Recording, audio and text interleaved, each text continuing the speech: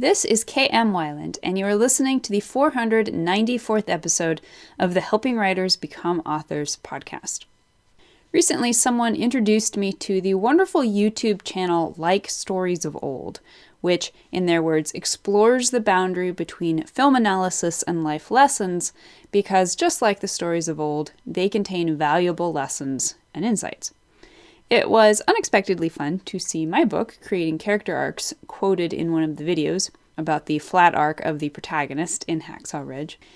If you're unfamiliar with the channel, I highly recommend it, not just for its insights, but also because I feel it does a great job highlighting the great psychological and spiritual power creators have the potential to wield. In watching many of the videos lately, I've been deeply inspired and reinvigorated in my passion for the great responsibility of what we do as storytellers. So check it out. This is absolutely not an advertisement, just my personal recommendation. But again, if you're interested, the channel is called Like Stories of Old.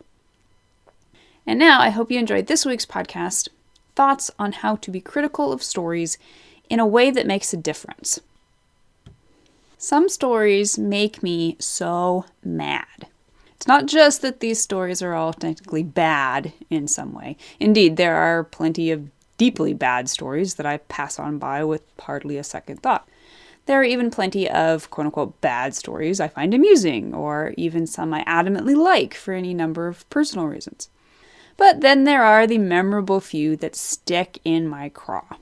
In those instances, I go from being able to offer a thoughtful, logical, unemotional critique of why the story didn't work objectively, or perhaps why it didn't work for me subjectively, to looking frantically for my flamethrower and machete. I've been pondering this phenomenon for a few months, ever since experiencing yet another movie that submarined yet another of my favorite franchises. I wasn't just disappointed, I was really upset.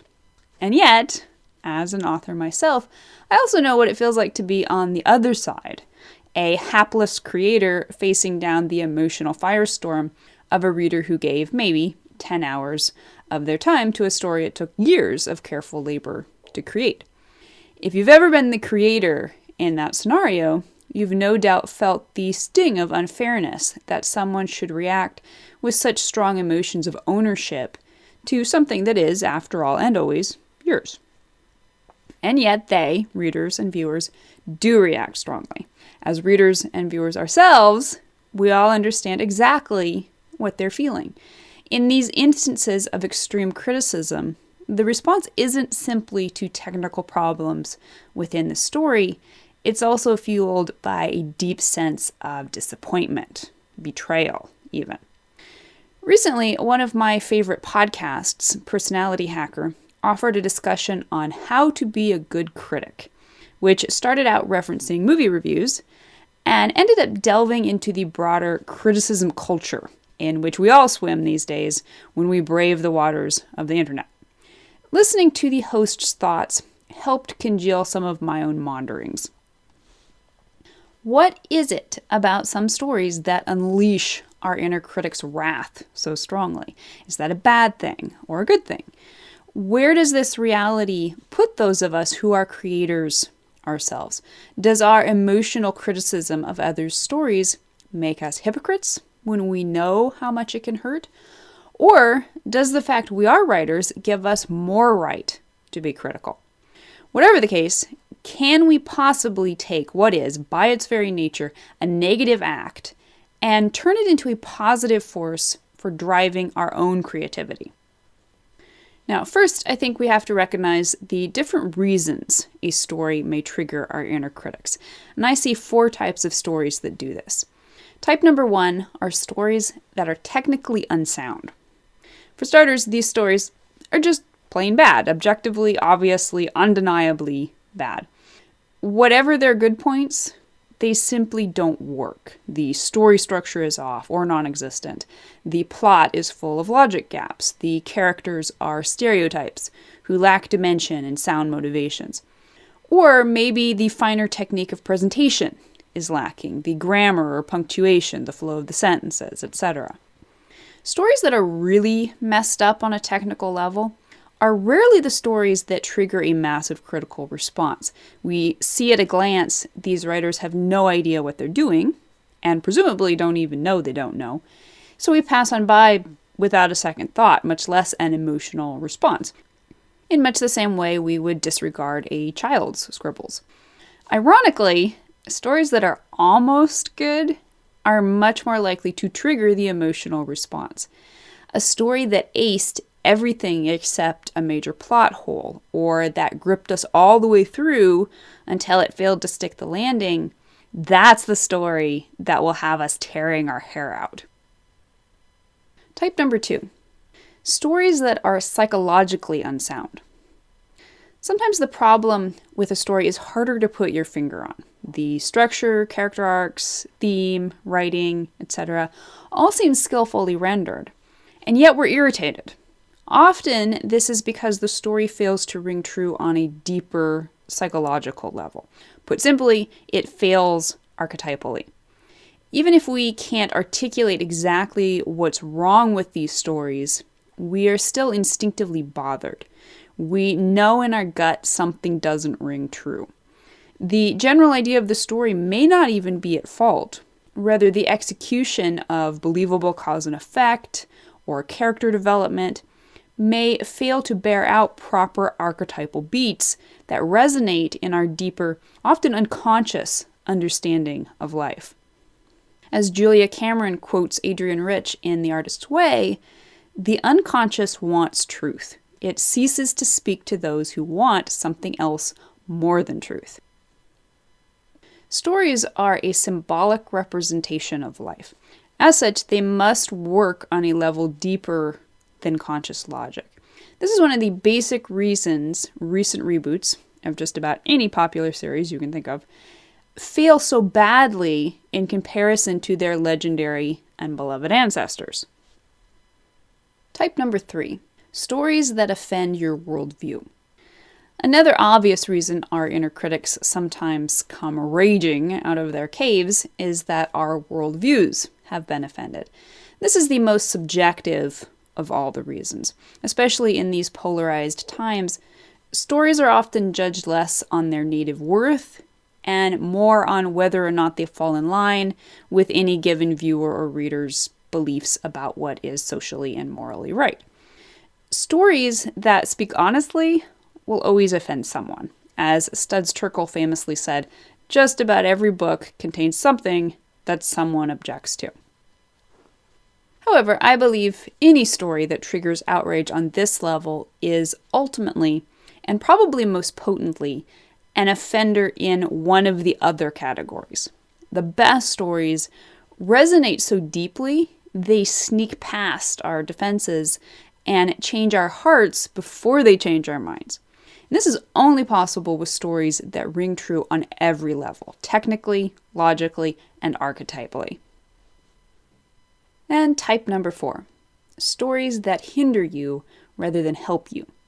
So finally, there's the category of frustrating story that may, in fact, be technically perfect. It strikes notes of universal truth. It may either agree with your worldview or prompt you to thoughtfulness about an opposing view. And yet, it still doesn't work for you on a deeper, more insidious level. These are the stories that offer you either nothing of value in your life or offer you something of negative value. And I'm not just talking about stories that are depressing, but stories that, subtly or not, offer messages of despair rather than messages of hope. These are stories of destruction, not stories of construction. We all know what these look and feel like because they're everywhere right now. And even if we don't immediately understand why we're upset about a story, and so end up groping around for a more technical reason, our response may be a lashing out against messaging that makes us feel disempowered, hopeless, and cynical. Now, I don't like getting mad about stories. Beyond the simple fact that I would have preferred to have been glad about the story rather than mad, the negativity of uber criticism is a pretty icky feeling. Verbally blasting a creator for trying to put something out in the world, even if that something was objectively malformed, neither remedies the existing story's problems nor counters them with positive solutions. As writers and humans, it behooves us to offer as much grace as we can to our fellows, because try as we might, we may write something just as quote-unquote bad on our next outing. However, it's also incumbent upon us to evaluate both our responses to the bad stories and the stories themselves. Anytime we experience an emotional response to something, we can think of it as our guardian muse tapping us on the shoulder and telling us there's something here for us to learn. To writers, lessons are always gifts.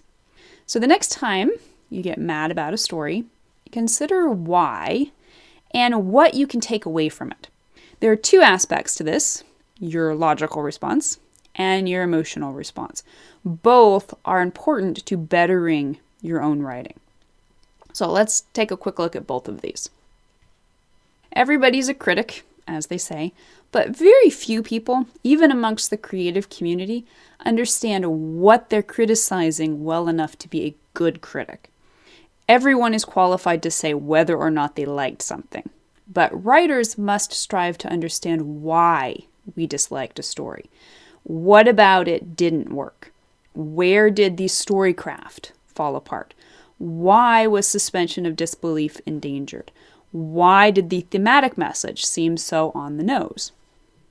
The more you understand about story theory and technique, and the more you practice them in your own stories, the more equipped you will be to recognize, analyze, and learn from the mistakes of other writers. Now, a story may elicit an emotional reaction, whether positive or negative, without the reason being immediately obvious. The story may seem initially excellent on a technical level, and yet you feel violently disconnected from it. Emotion in itself isn't logic. In fact, emotion can drive us to all kinds of wildly illogical reasons for why something is supposedly bad or good. That said, emotion always points to something. Never ignore an emotional response, but always seek to understand the truth of what it is. Most of the time, when something triggers our harshest criticism, it is rooted in one of the following feelings.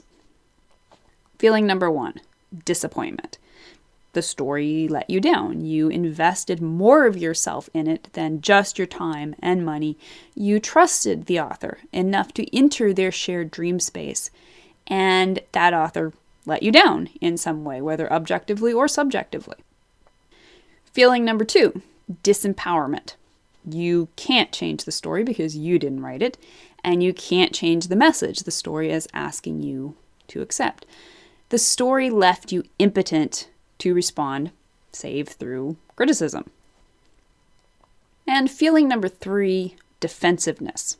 The story tried, and perhaps partially succeeded, to change you and your world, but not in a way you appreciated. It might have triggered deep-seated identity issues, either through its content or because you too are a creator.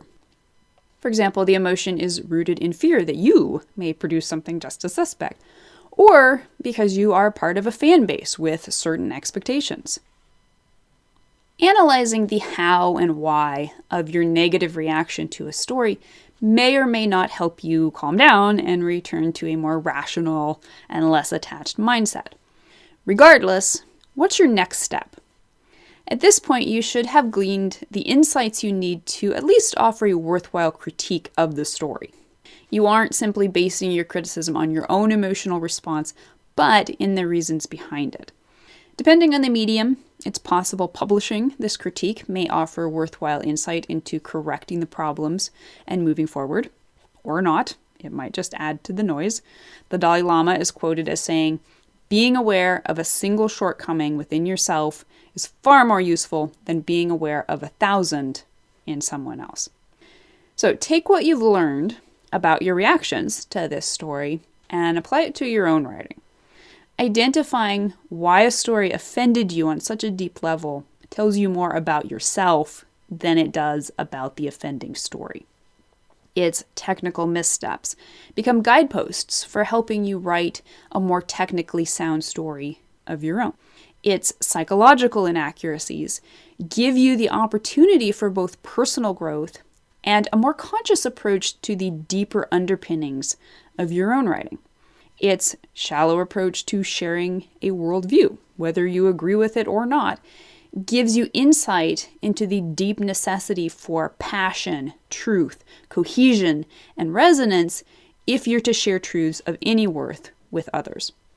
And its deeper message, whether of negativity and destruction or positivity and construction, helps you refine what you believe about the world and what you want your stories to say about it. As addicting as criticism can be, especially when driven by authentic and powerful emotions, it is only truly useful when we move past its inherent negativity to build upon what lessons it offers. When a story lets us down, it is so easy to get lost in the victimizing mentalities of disappointment, disempowerment, and defensiveness. But as long as we're willing to do the work of following the signs, these emotions point the way uphill to a future of better stories.